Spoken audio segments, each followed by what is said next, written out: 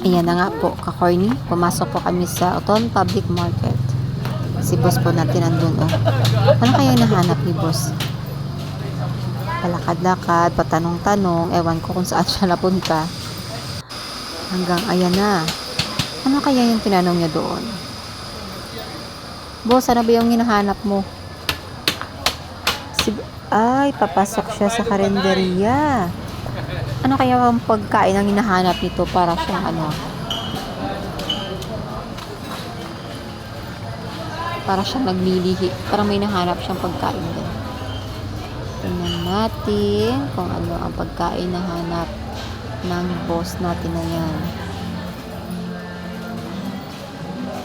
Ayan na, papunta na siya sa Ay, may stop number 5 lang yan. soup number 5. Merong caldereta. Sa Benito's Tapira, sir. Caldereta. Ninaga. Karenderia.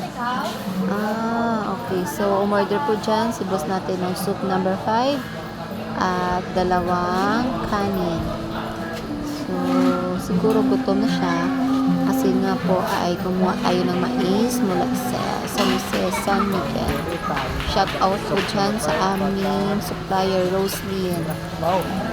Salamat sa pagsusupply sa amin ng mais. So, marami silang luto dyan. Yan po ay nasa loob ng Oton Public Market. Ayan na po, dumating na po yung kanin at yung soup number 5. Mainit-init pa siya, oh.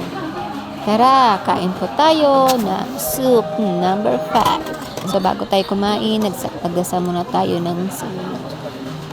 So, ayan na, tinikman na natin yung sabaw at si boss natin dyan ay humingi ng sili. Kasi parang hindi sila makakain at mabubusog kapag walang pinipisang sili sa kanilang kanin o sa kanilang sabaw. So, ang soup number 5 natin ay may kasamang patatas. At saka yung mga parang tenderloin daw. Ano yun? Tenderloin? Ano ba yun? Sabi ni boss natin. Yan, ang sarap ng kain niya. Masarap yung kain niya basta may sili at medyo maanghang po yung sabaw. So, yan lang po yung binili naming ulam kasi yan lang po yung kaya ng budget namin kasi nga hindi pa kami nakapagbenta. So, bago po kami umuwi sa amin, ay kumain muna kami dyan. Dumaan muna kami sa Oton Public Market sa kanilang kalendarya. Kasi nga po, naghahanap yung kanyang katawan ng soup number 5 kasi pang matagal na daw siyang hindi nakakain. So, bago kami dyan napasok sa Oton Public Market, dumaan kami muna doon dapat sa highway, yung binibilihan niya palagi ng soup number 5 kasi gusto niya humigop ng sabaw para magkaroon siya ng lakas o bumalik ang lakas ng kanyang katawan kasi po parang ilang linggo na yata o na parang medyo walang lakas ng kanyang katawan. Ayan po, pumunta muna sa akin yung camera, sandit lang. Kasi humingi yan ng dagdag na sabaw si boss natin. Yan, nagpakaldo siya kasi babata o manganganak daw siya. O magkakaroon pa daw siya ng anak ng lalaki. Pero hindi na pa pwede. Tatlo lang yung pwedeng anak namin. So, masarap din yung kain natin dyan.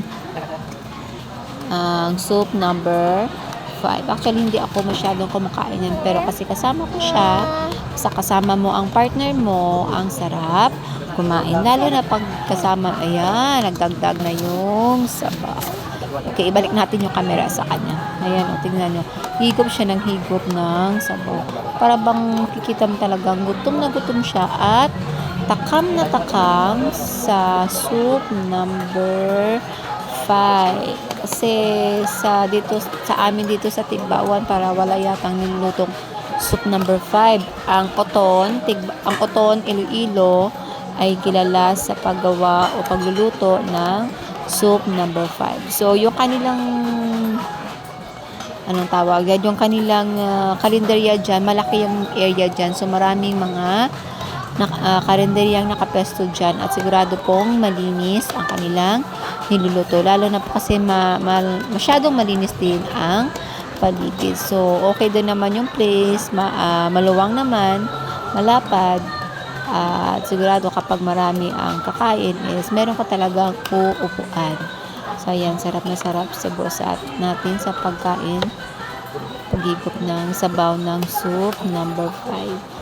So, kung makapasyal po kayo sa Autumn Public Market, pwede dun kayo pumunta dyan sa Benitos, Dinaga, Carinderia, Dinaga, may soup number 5.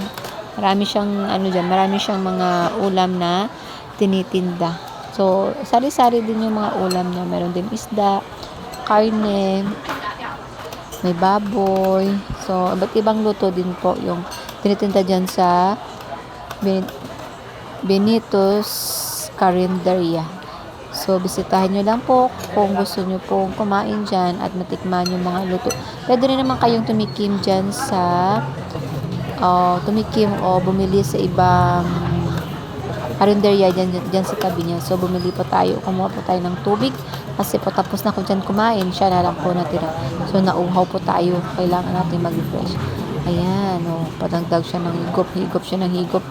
At inutusan tayong kumuha dyan ng supot para lagyan ng natira nating soup number 5. Kasi sabi niya dadalhin na sa mga anak niya ang natirang soup number 5. Ayan. Kahit na konti lang, at least masubukan ng mga bata o matikman ng mga bata yung soup number 5. Ayan, naka-ready na. Aalis na kami, uwi na kami. Kasi nga po magtitinda pa kami.